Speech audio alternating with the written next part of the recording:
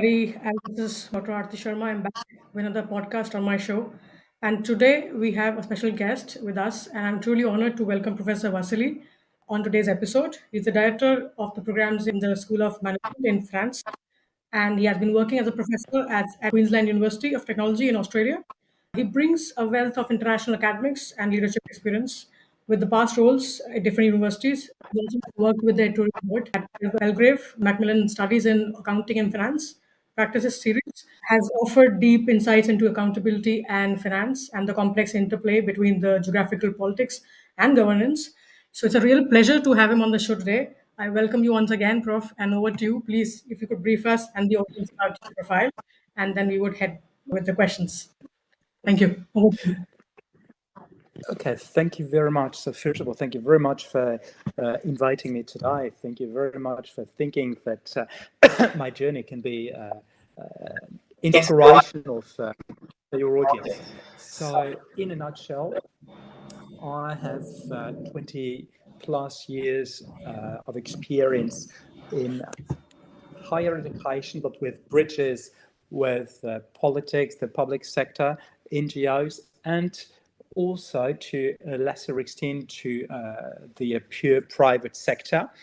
I've always had this interest in bridging different worlds. I've always been bored just doing one thing, being stuck within one field. And this started when I studied. I first took a master's degree. It was a 5-year program with no bachelor's in the middle. Just you enrolled for 5 years and then had a master's degree in public affairs. And while studying public affairs, I developed an interest in finance, public and market finance, and then I developed an interest in economics, and this is how I slowly then became a research equity analyst. But then I got bored after some time, and then engaged in academia with some casual teaching here and there, plus starting a PhD. And we will discuss this later if you like. But at the same time as I was doing my PhD, I also launched my own business, which was doing consultancy mainly to the art market.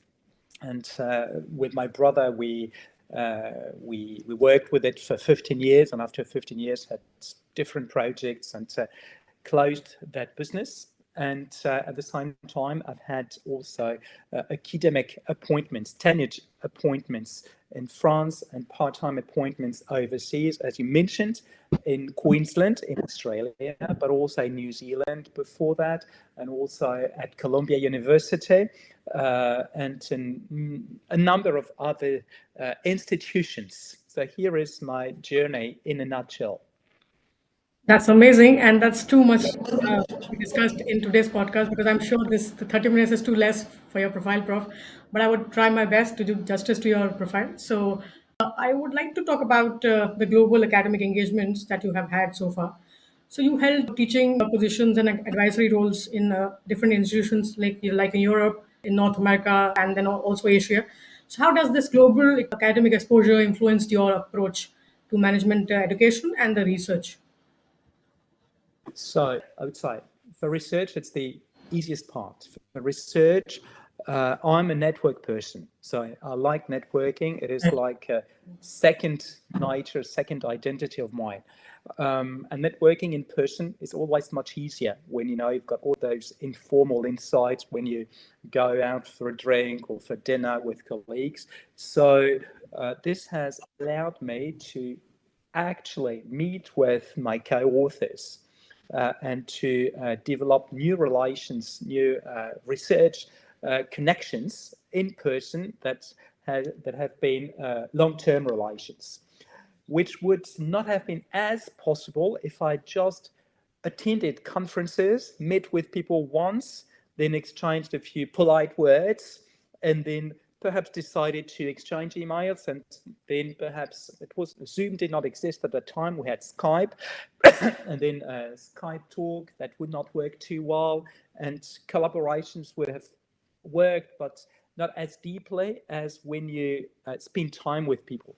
So for research, spending time with colleagues. weeks or months, as each time I was in Australia, it was for 3 or 4 months each year for 10 years. In New Zealand, it was for 6 months. At Columbia, it was less, by week sessions. Likewise, at Glasgow University, I was there 3 times for 10 days a year, which was enough time to spend quality time with colleagues for research. As for teaching, this confirmed an intuition I had, which was that there is no one size fit all for teaching, that not all students are receptive to the same type of teaching. And I saw this in particular with my students at Queensland University of Technology. Here, the challenge was that 90% of students were foreign students, international students, out of which 90% were from mainland China, then perhaps 10% were from India, but different geographies in India, and they had a very different way of approaching teaching than, I would say, domestic students, who were a very minority. So it was much more like teaching the magisterium. It was really more on a lecture format. It was much more difficult engaging students, and it was much more difficult doing case studies with them where they would develop their own ideas. Whilst at Columbia University, this was exactly what I was expecting. Students would like to engage, to interact. They would like to have a lot of readings before class, and they would come with tough questions. So you had to come highly prepared to any unexpected questions. And in France, it was sort of a mixture of both, where students would like nothing too much lecture-oriented, but not too much preparation in advance. So I had to find sort of a right balance between both. And what I realized is indeed this, that students do not need the same, and the teaching at a master's level is not the same thing when you are in an Australian university attended mainly by international students, or a New Zealand university where you mainly have domestic students, or in the US at Columbia, in an Ivy League university, or in Europe. This is what I realized. You're right. Actually, networking is very important when we especially stay abroad, because I've seen that for majorly to moving to different universities, you need contacts, you need referrals, and you need people, because that's almost like serving as a background check to give you a referral that you are the right person for the job. Yeah, that's very true. And the case studies, yeah, I actually agree with the same, because even I faced a lot of struggle where I'm working as of now. It's not very easy to, have that culture of case studies. But once you tell them the right approach, so I actually take it from the scratch, and then I'm the other part. So now they're okay. Once they have spent almost like 3 months with me now for the entire semester, the students are okay. And later on, when they pass the course, they're happy that they learn something new, because cases are very, very important. So, okay, very interesting. So, moving to the next question. So, I talk about bridging the academia and the practice, and what you have been doing so far that we've already discussed once, but going in details. So, with deep involvement in both academia and the corporate world, including the founding a consultancy, as you informed us, and advisory person in the government. So, how do you navigate the balance between the theoretical aspects and the practical applications? So I would say that, well, there are several things. Some are strictly personal, I mean, internal to myself, and some others are structural to academia or the academic environment in which I've been working. So things that are internal to myself, I work very fast. So I understand things very quickly. I write very fast. So, and I'm an early riser. So I get up at 4 in the morning. So I start working around 6. And so first I do exercise, and then I start working around 6-ish. And between 6 and 9 or 9:30, I've done nearly half of my day. When people start working, I'm done with nearly everything without any interruption, without any meetings, without even emails coming, so that I can do a lot Then for the rest of the day, I can process, let's say, the usual stuff, and as I've done a lot before, so for 3 hours before people arrive, then I'm already on the work mood and stuff. So that's the first thing. Then another thing is that I'm a very structured person. So I know how to segment things, how to focus on one thing, but I'm also able to easily multitask. And I'm very disciplined with multitasking so that I can swap or shift from one task to another without any entry cost. Just an instantaneous change in mindset, and it's not a problem. Then, structurally speaking, this is possible because the work environment in which I have been is very flexible. Where I was working before, in France in particular, I had 100% flexibility. So I had a certain number of hours teaching for the year, and I organized those hours as I wanted. So should those 120 hours fit within 1 week, then it would not bother anybody. So there was no obligation to teach 2 semesters, to teach a certain number of hours each week, to teach at certain times in particular. So this big flexibility allowed me to fit my teaching into not just self-discipline, allow me to make myself available to any external demand coming from various organizations, from ministers, MPs, and stuff. And likewise, as I'm a network person, each time I'm solicited, I'm interested.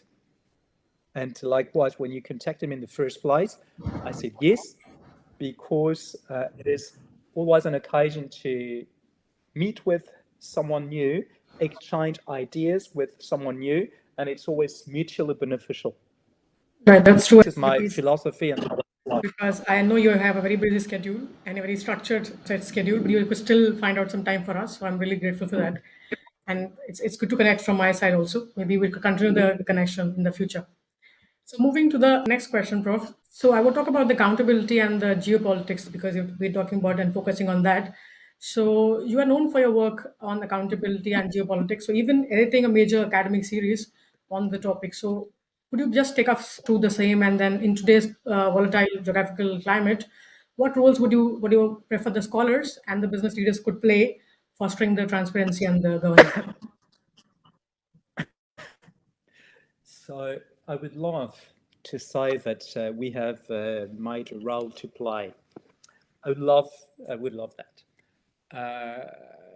Without being cynical, I think we are confronted as scholars, as scientists, we are confronted with a big challenge in the world, which is distrust, which is fake news, conspiracy theories, reject of science, elites, and stuff. So this is, for me, from my viewpoint, the biggest challenge. Whatever the topic is, our voice as academics is constantly challenged, constantly called into question by people who have no clue at all, but they have convictions, they have certainties, they have viewed a YouTube video telling them the truth where we are wrong. So for me, the biggest challenge is really this one. So for now, I do not have a clear answer to the question as to what is our role and stuff. So our role can be whatever we want, provided it's accepted as such by society. And for now, it is not as consensual as it used to be, or as it was even 5 years ago before the pandemic. I think before the pandemic, there was a sort of a status quo, in a social status quo, where academics could have voice, could say things that were respected. People would not necessarily understand everything, but that it was more or less respected. With the pandemic, there has been huge room for conspiracy theories. for anything, where also people were sort of idle, when locked down, and started learning the truth. Well, the truth, what they call the truth, what they've been told, what is the truth. And and then our voices as academics has just become voices, like white noise in this environment.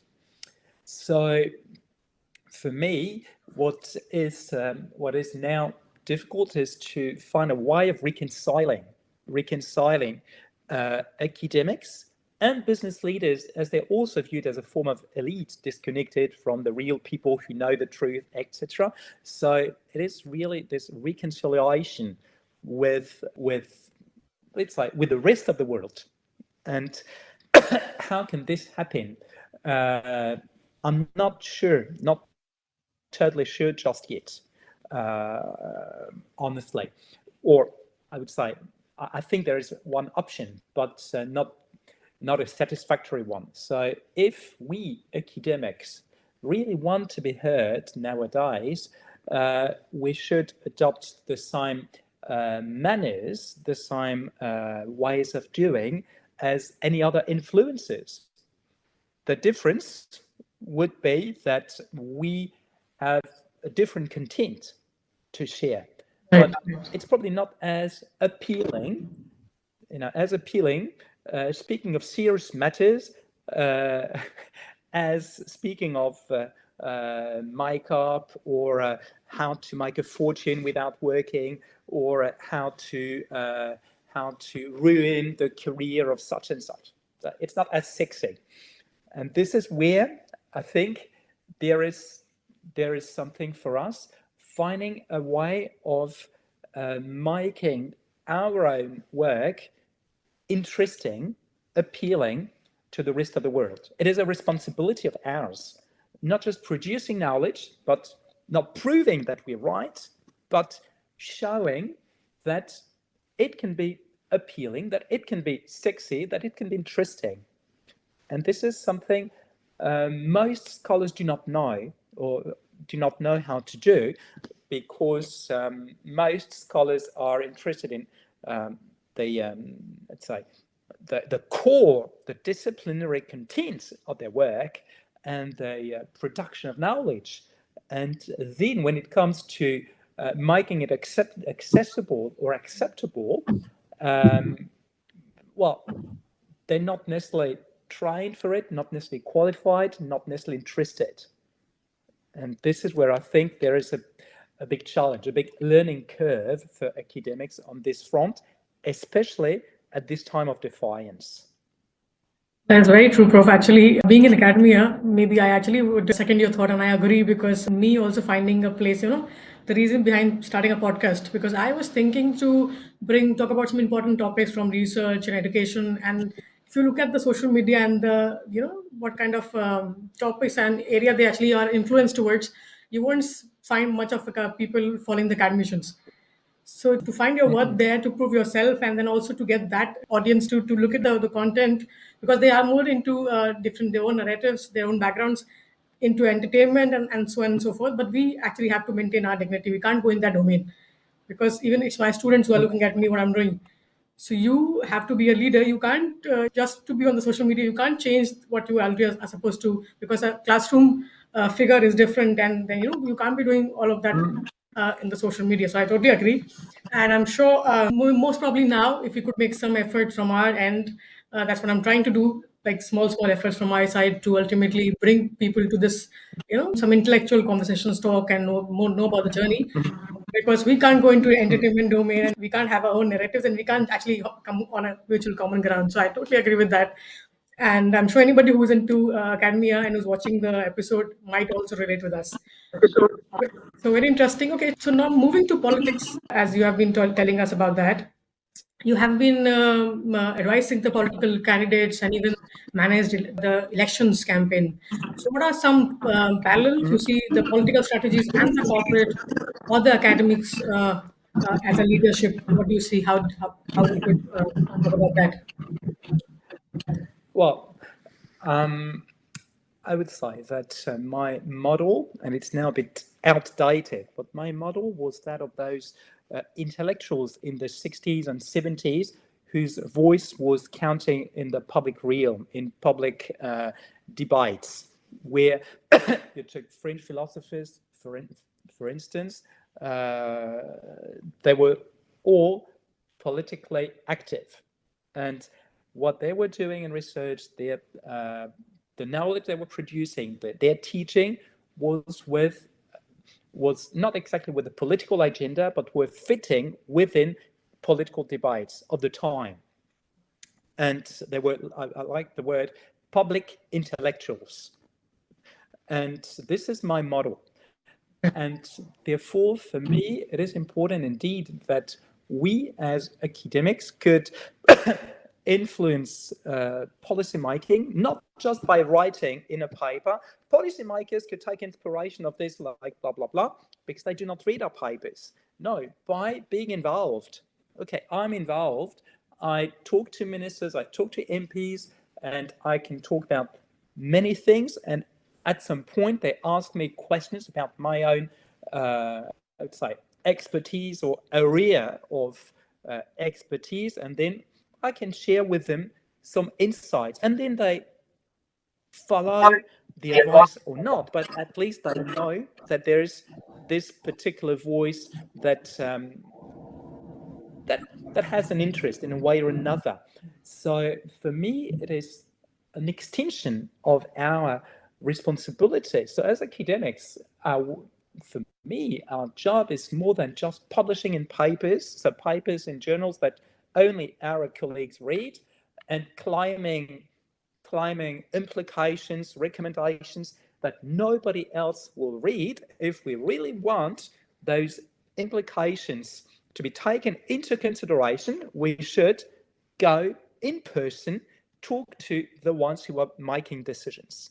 So policymakers, business leaders. So for me, it's crucial. It is part of research dissemination. It has to be implemented actually, because if there's no implementation, ultimately there's no point of research, because people are preferring to, you have so many papers across your CV and then there's no implementation happening. That's very important to bring it to ground. Okay. Well, I'm just, to my curiosity, I'm just astonished to see that maybe I was thinking that people, because we are young as of now and we are struggling in our own ways.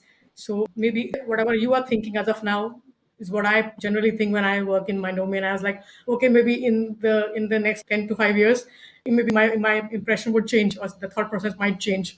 Or is it as of now, maybe I'm facing this, but it's very astonishing to see it coming from you.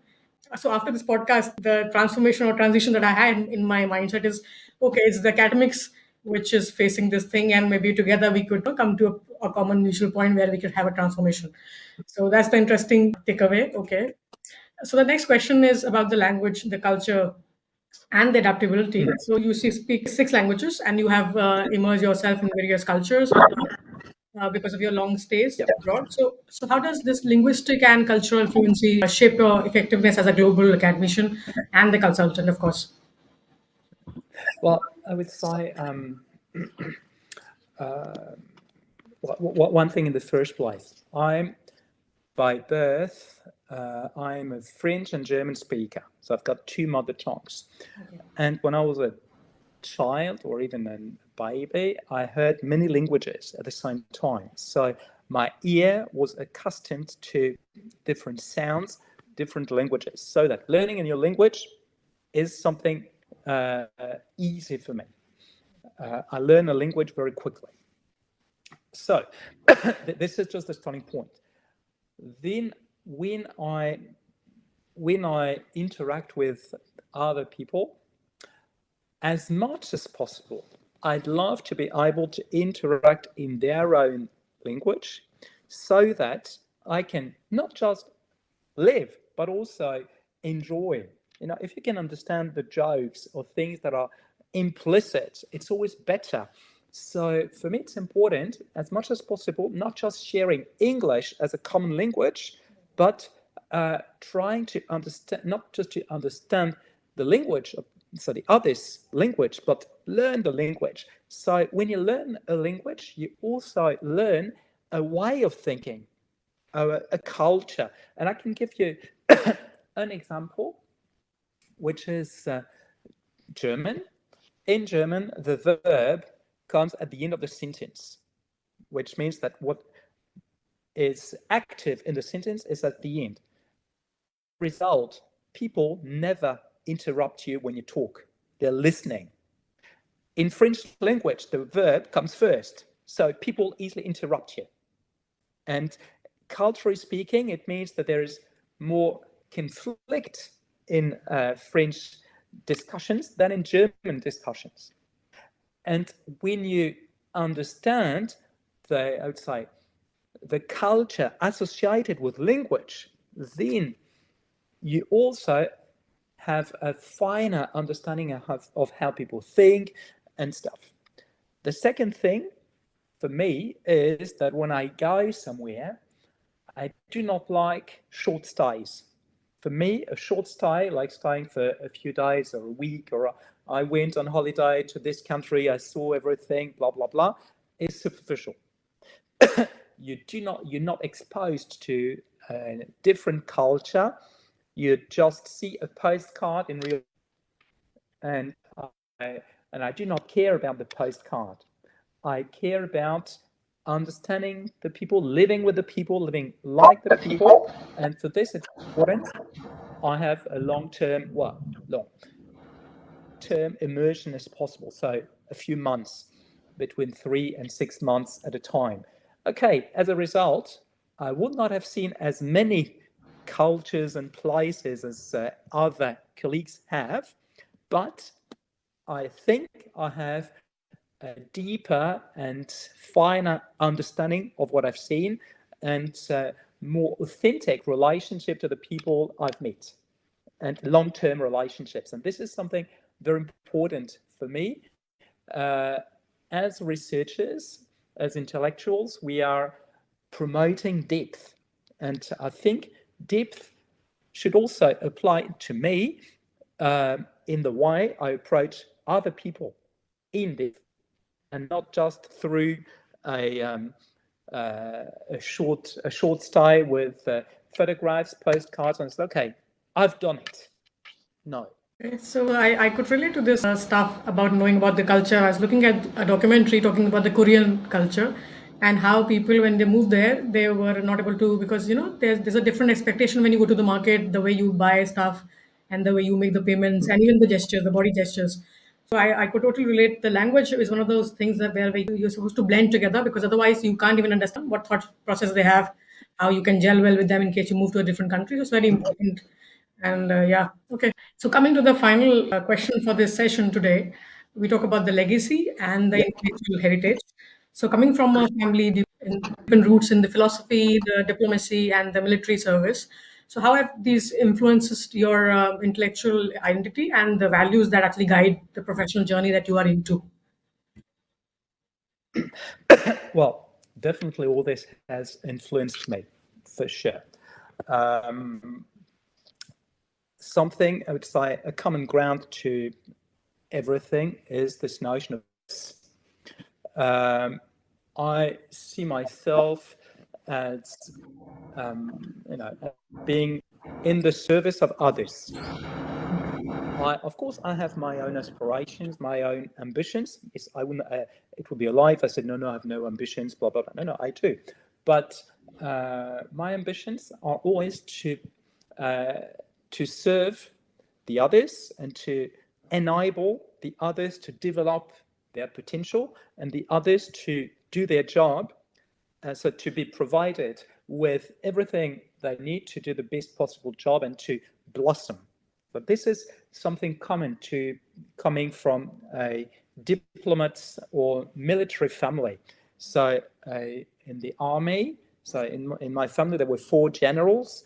So in my wife's family, so when you're in the army, you are serving what, your country, but also as an officer, you are responsible for your troops. So you are serving them, you are helping them develop, improve, increase their abilities, and they trust you and it's not obedience, it's trust, and they rely on you. So you're serving, and you're sort of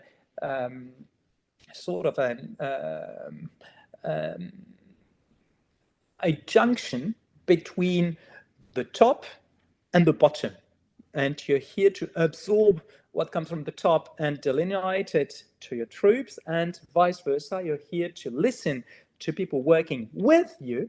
I'm insisting with you, not for you, with you, so as to arrive at the best possible thing. When you come from a diplomat's family, it's the same, plus there is the, let's say, all the subtlety or the nuance in speech, in how you say things, how you listen to people, how you understand their interests, how you understand their concerns, how you reword things, how you manage to arrive at win-win agreements, but always with the objective of serving as best as possible, and coming from also this intellectual background, I am not in urgency, I'm not in instantaneity and immediacy. So I need to observe things, have my own analysis or my own understanding of things before I move on. So it is a sort of a warning against quick and unreasoned decisions. And all this together is for the service of others and for the service of, let's say, the community. But this is how I view this family heritage background, and I hope this will be my legacy as well. Okay, so just to ask a personal quick question, the way you structure the schedule when you wake up and how you plan things, is it actually influenced by the family history? That means because they are from the military stuff, and I've seen that because even my aunt and my brother is from military, so I know they operate, and everything is so standard and so ultimately, if you look at that background, you start following the same. Is it because of that, or it's your personal choice? Well, for sure, it's a personal choice. Probably influenced unconsciously by this family background, but nobody told me you must do this, you must do that. No, this is something I found which works for me, and importantly, I'm not imposing it to anybody else. Just saying this is something that works for me. Maybe you can see what could work for yourself, or what would absolutely not work for yourself. So something personal. This is really my background. This need for discipline, self-discipline.